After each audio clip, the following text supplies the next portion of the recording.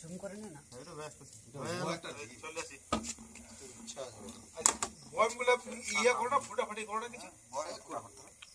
আজকে কি বলবো, দুটো কবরা আমাদের কাছে অলরেডি আছে। হ্যাঁ, ওইটা আমরা উদ্ধার করতে গিয়ে যথেষ্ট পরিশ্রম হয়েছে, যার জন্য আমাদের লেট হয়ে গেল। আমরা এখন আছি মহিষপাথানি গ্রাম পঞ্চায়েতের গোটপাড়া গ্রামে, রহিম রাজবংশীর বাড়িতে।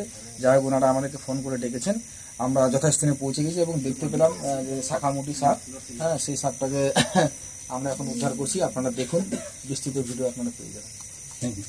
আচ্ছা, ওদিকে তাহলে যেতে পারবে না? যেতে পারবে না, জাল আছে।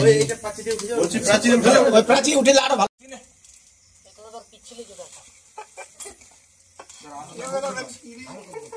মাথাতে নিবি, ওই জায়গাটা নে, আরামসে আরামসে, নড়বে না, চিকন করে নে।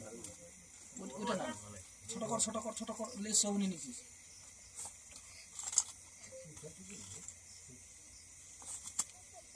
ধরেছিস? না দাঁড়াও। কই মাথা, কই মাথা আছে এখানে?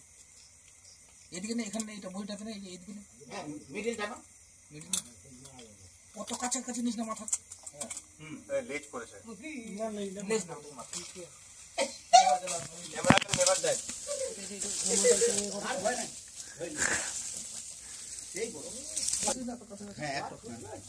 তুই আসবি কেমন?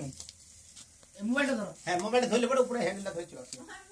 এটা দিয়ে ধরতে চলে। আবার কি হবে? লাইট তো চেপে ধরো তো, চেপে ধরো। দাঁড়াও। ডিজে দাঁড়াও। চেপে ধরো, অনেকটা বেরিয়ে লক করে দিবি।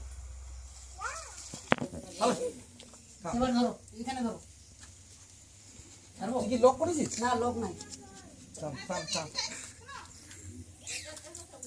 তুই আর একটু আসতে পারবি না?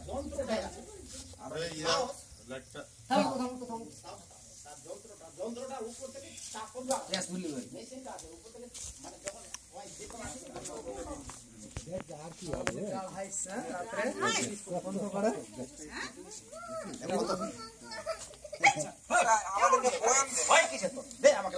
বয়ামে মনে হয় থামতে পারবে কিনা, যাই হোক একটু বস্তা টস্তা দিলে ভালো। বস্তা দিলে বয় হলে বড় লাগছে। বয় মধ্যে সাপ প্রিয় খাদ্য হচ্ছে চন্দ্রবড়া সাপ আর গহম। খুব উপকারী সাপ। বয়ামটা চেপে রাখো, পড়ে যাবে না।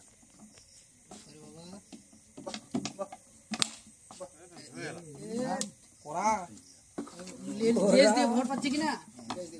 হবে না। থাম। আমি বলছি কি, ওই চলো। বেরিয়ে যাবে।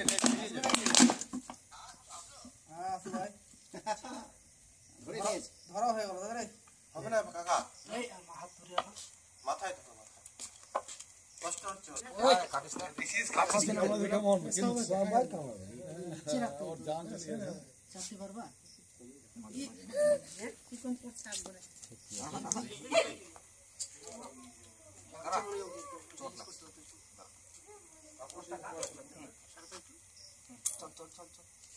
শুরু কর।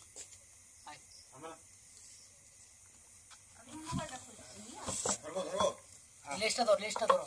পেঁয়াজ খাতে দিবি না। আমার হাতে চলে আসবে। ধর নালে ভালো করে।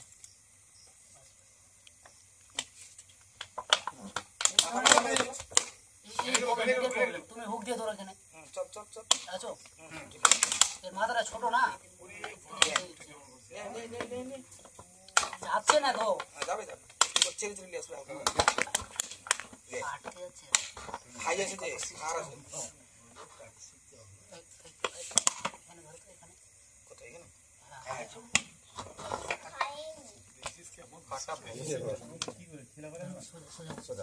তুই ঘুরে যা।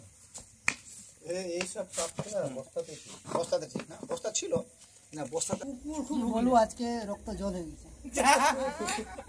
আপনার রক্তটা জল হওয়ার মেন কারণ? মেন কারণ আজকে সারাদিন 8টা থেকে শুরু করেছি, টোটাল কটা হলো 5টা, এটা দিয়ে 5টা রেস্কিউ করা হলো। এর থেকে আর রক্ত জল হওয়ার মতো নাই আজকে। তো আপনি কয়টা রেস্কিউ করলেন? একসঙ্গে আছি, কাকা আমি দুজনে একসঙ্গে আছি। আচ্ছা, ঠিক ভালো লাগলো আপনার সঙ্গে কথা বলে। আমার নাম নির্মল রাজবংশী। আমার বাড়ি হচ্ছে আদিনা স্টেশনে। আর ইনি আমার ভাই সন্দীপ রাজবংশী।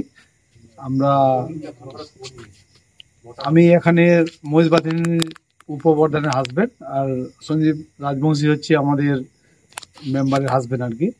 তো যাই হোক, বেশ কয়েক মাস মানে বেশ এক মাসের উপর হলো আর কি, বা আমাদের এলাকার মধ্যে সাপের এত আতঙ্ক ছড়ে গেছে এবং এমন বিষধর সাপ যে এমন আক্রমণ করছে। তো সন্দীপ ভাইকে পেয়ে আমরা খুব আনন্দিত। ওনার এত সাহস জগিয়েছে বা এত এলাকার মধ্যে আমরা উপকৃত হচ্ছি। যেমন বেশ কিছু লোকের বাড়িতে গিয়ে এমন বিষাক্ত সাপ ঢুকে যাচ্ছে আর তারা আতঙ্কে থাকছে আর কি। তো যাই হোক, ইনার আমরা আশীর্বাদ করছি, ইনি যেন বেশ যে ক্যাপাসিটিগুলো জানে বা শিখেছে বা আমাদের এলাকার মধ্যে যে মানুষকে মানে উপকার করছে, যে একটা এমন পরিস্থিতিতে চলে যাচ্ছে যে বাড়িতে ঠিক রকম ঘুমাতে পারছে না, আতঙ্কের মধ্যে আছে। আর সবাই জানি আমরা যে আমাদের সর্প একটা কি জিনিস, যদি কাউকে যদি কোনো আক্রমণ করে দেয়, সেই আমরা ভাবি যে বাঁচার আশঙ্কা খুব কমই থাকে। তো যাই হোক, আমাদের বর্তমানে বেশ আমাদের মেম্বার চন্দ্র রাজবংশীকেও খেতে আমরা তো যাই হোক আমাদের মহিষবাথিনীর এলাকার মধ্যে আমরা ক্ষেত মজুরের মধ্যে আমরা সবাই ব্যস্ত এবং আমাদের ধান খেতে এমন আমাদের চন্দ্রবড়ার উপদ্রব বেড়ে গেছে। তো যাই হোক, উনি মানে সন্দীপ রাজবংশী শুধু সাপ ধরে বা করে সেটা নিয়ে নয়, উনি কিন্তু সতর্ক বার্তা একটা জানায় যে কোনো ওঝার দ্বারাই যেন আশ্রিত না হয়, তাড়াতাড়ি করে যেন নিয়ে যায়। তো আমাদের চন্দন রাজবংশীকে যখন মানে করে দেয়, সাপে যখন কেটে দেয়, তখন ওনাকে কি করলো, 40 মিনিটের মধ্যেই ওনাকে যখন হসপিটাল নিয়ে যায়, তার মধ্যে 3 দিনে কিন্তু ছাড়া পড়ে গেল।